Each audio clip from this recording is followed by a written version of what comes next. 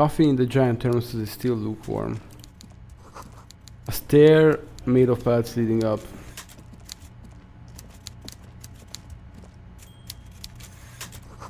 Taxidermy fish that tells time. How horrible. Before you is a walrus of a man seated behind a large desk.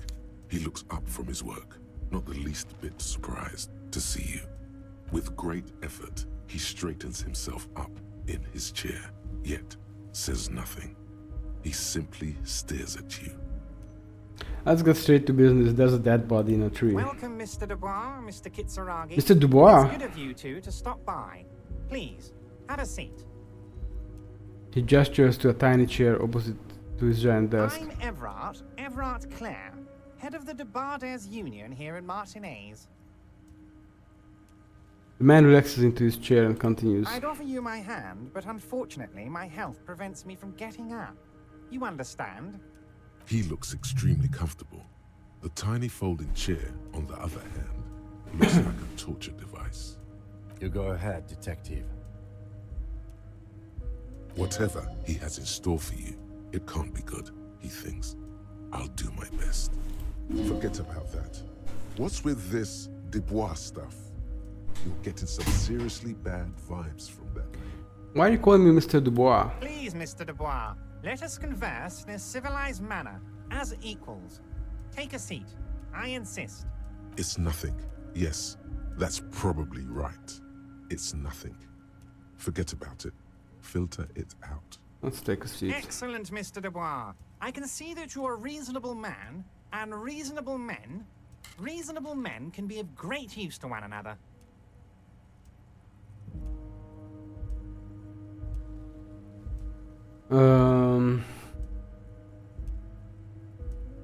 Damn, this chair is uncomfortable. So tell me, how can the head of the Debarders Union help a representative of the Revachol Citizens Militia today?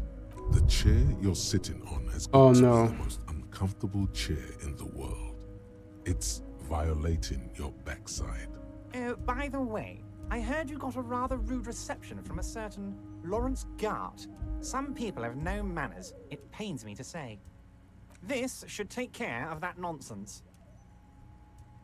He points to a giant novelty check on his desk. It's absolutely comically huge. It should be sufficient to cover your expenses for a few days and patch over your differences with a cafeteria manager. Go ahead, take it. Wow, that's 25 real. That's good money. You need it.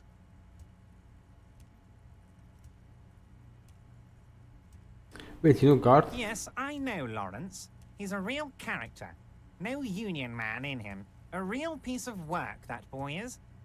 With a grin, he points to the checker game. It's like you're on a game show. At least don't thank him for it.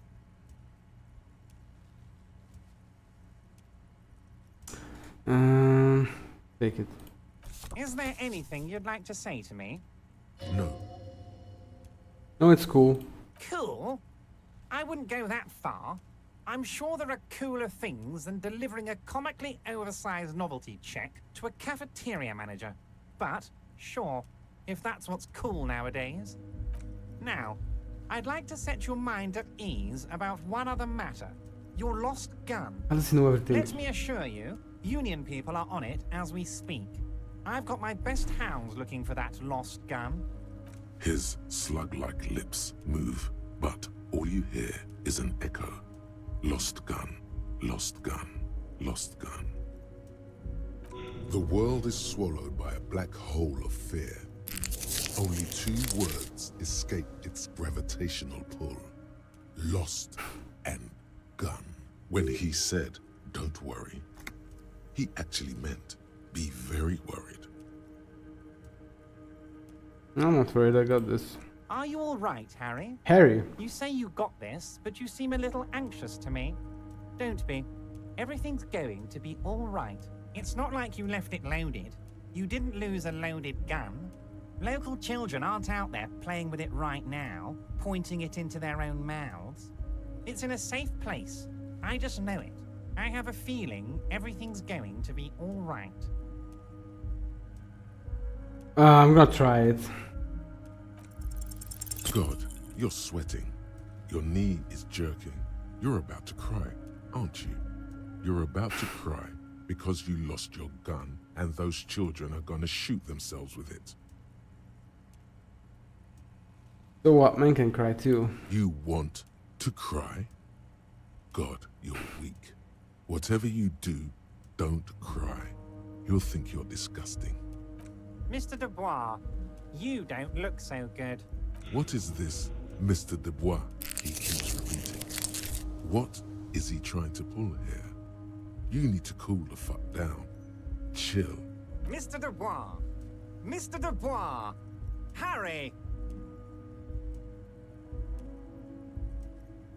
There are no Harrys. Let your man go to your safe place.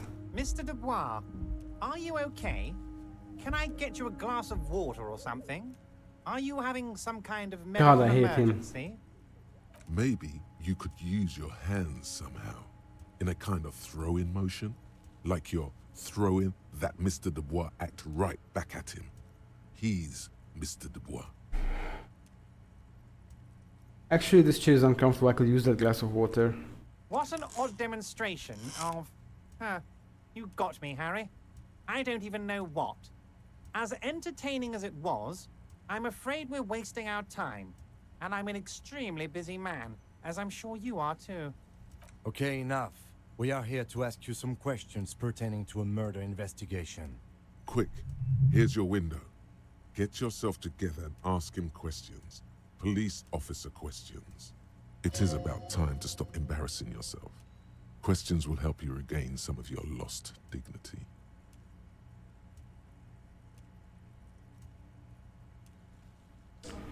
Could you help me get a dead body down from a tree? You might have noticed there's one hanging on a tree behind the hostel cafeteria. Oh my. Don't take this question personally, but why would I get involved in this matter? Mr. Clare, the man was hanged with a cargo belt. A steel-reinforced cargo belt. It's safe to assume the Union had something to do with the murder. Besides, getting the body down would benefit all of us. It's a stain on the neighborhood.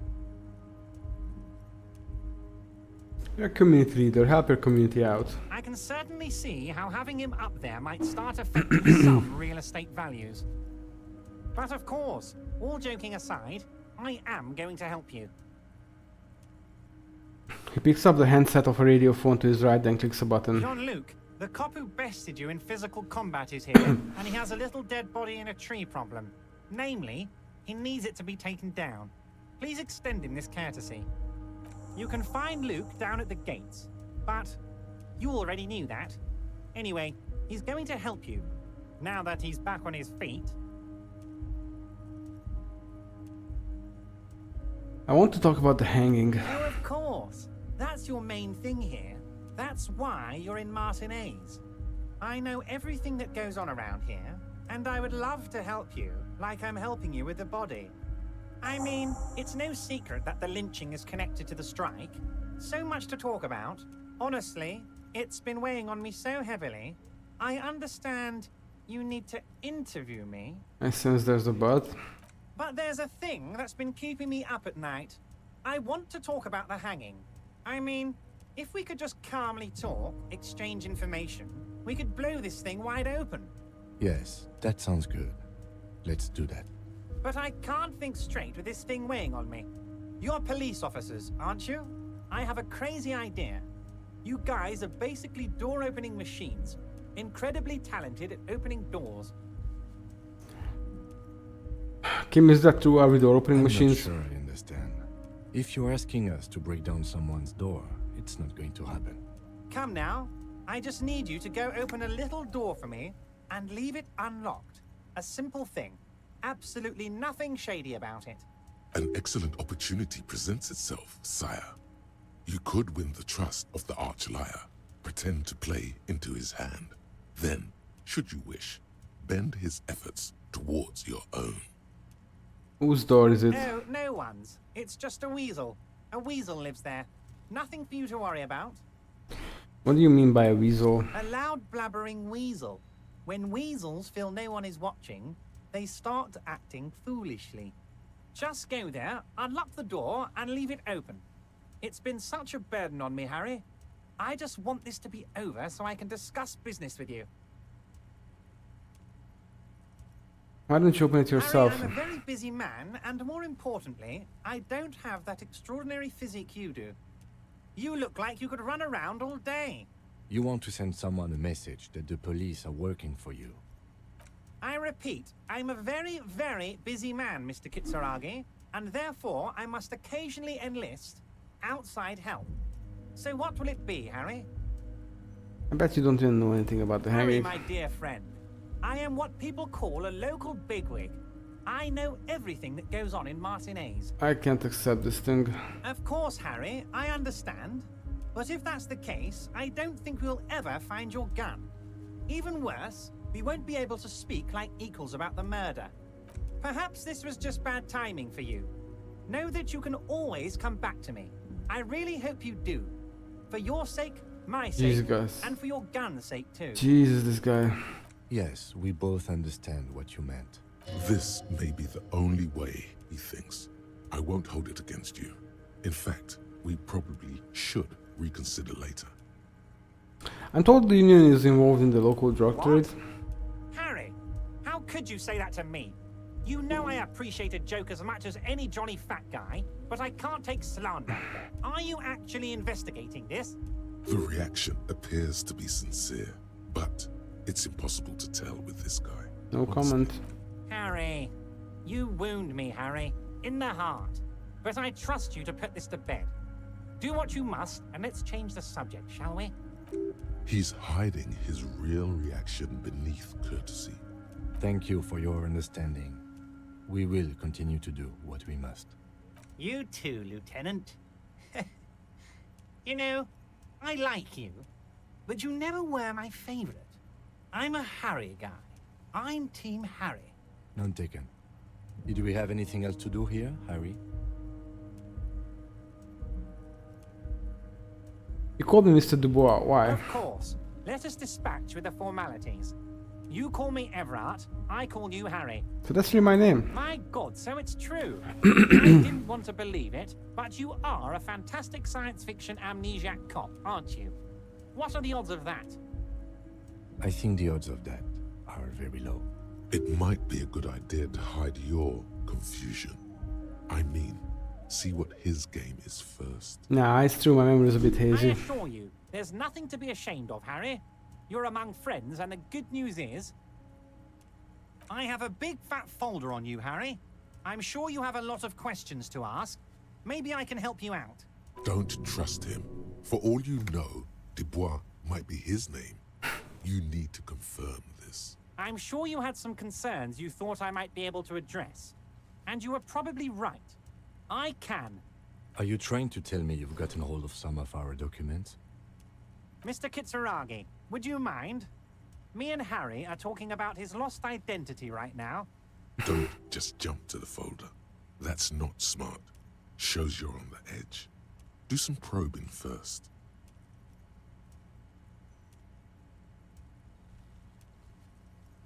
Where did you get that folder? Ah, this? My friends in your organization gave it to me, Harry.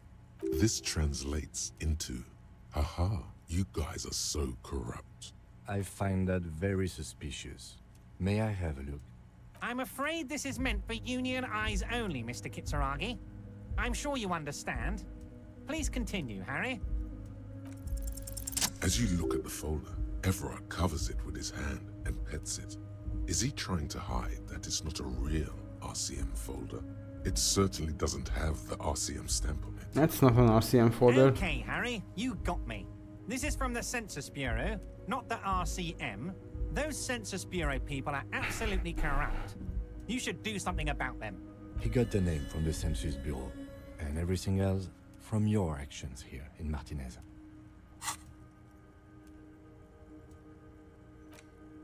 Time to go full on Comey, like in real life. Yes, Mr. Kitsuragi from the Census Bureau. Like I said, now I'm actually a very busy man. So is there anything else I can do for you, Harry? That means he doesn't really know anything about you. A pity. The mystery of you will have to remain a mystery for the time being. So the Census Bureau says my name is Harry Dubois. Yes, that's what I said. Try to keep up, okay? Let's move on. I met Joyce, the company representative. Oh, that's very nice. I haven't gotten around to her yet. I'm very, very busy, you see. I hope you're getting along. One thing I want to make very clear, Harry, is that this is not some kind of union versus corporation situation. Everyone is just pals here. Just pals. We're all trying to do what's best for Martinez here. Don't feel like you can't cooperate with her because you and I are such good friends and I'm helping you get that nasty body down from the tree. I'm not a jealous guy.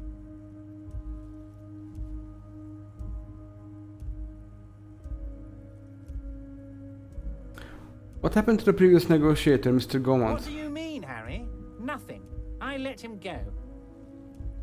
You made concessions for the company in previous negotiations. Why would you let an ally like that go? He's an old man, Harry. I wanted him to spend more time with his family. God knows how long he's got left. You called him a midget. Harry, I have little people in my organization. I would never call someone a midget. What is this? Honestly, I'm beginning to think you're a midget, Harry. I'm only kidding, Harry. You're not a midget. No one is. We're pals. It's hard to say if he really lost his temper, or if this is another one of his tricks. This man almost never angers visibly.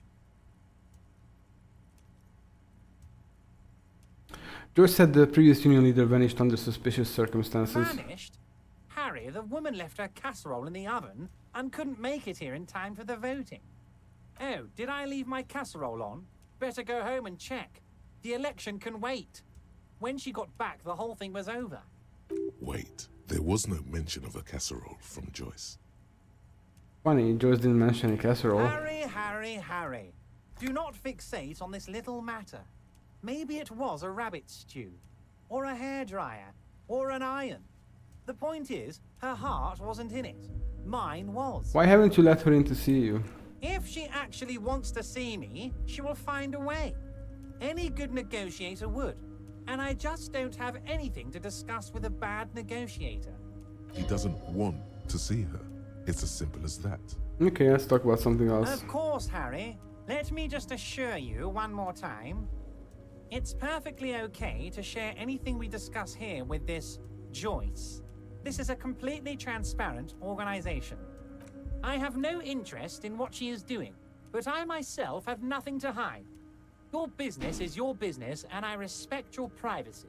Just remember, none of this is secret. Tell her about all of it. My brother's picture, my singing swordfish clock.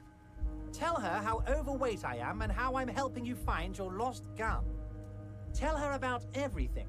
Everett doesn't mind. It is rather interesting to tell people things about each other, isn't it? It was nice telling him about her right now. This is weird. Not nice weird, but okay. Alright, I'm going to leave now, but we might talk again later. Wait. You need this to get in and out through the gate. Gate won't want to get stuck in here. Here, you're one of us now. A real red and white union man. Take care, Harry. Lonesome, long way home. Here we go. Home awaits. Walk past Station 41 and through the market, past the Boogie Street spearhead to the other side of the lake, the frozen eye at the center of the district. Then, past the video rental store on the corner. There, at the end of a street lined with pine trees, a small house no larger than a matchbox, 11 Voyager Road. You no longer live there.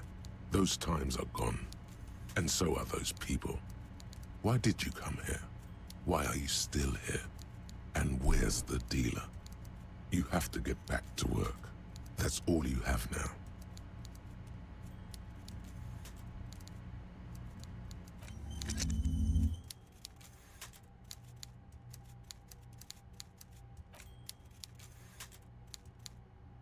Okay.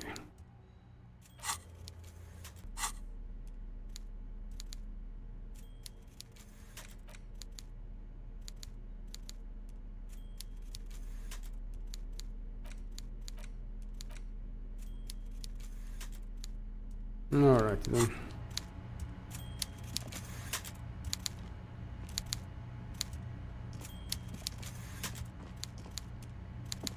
Get me out of here.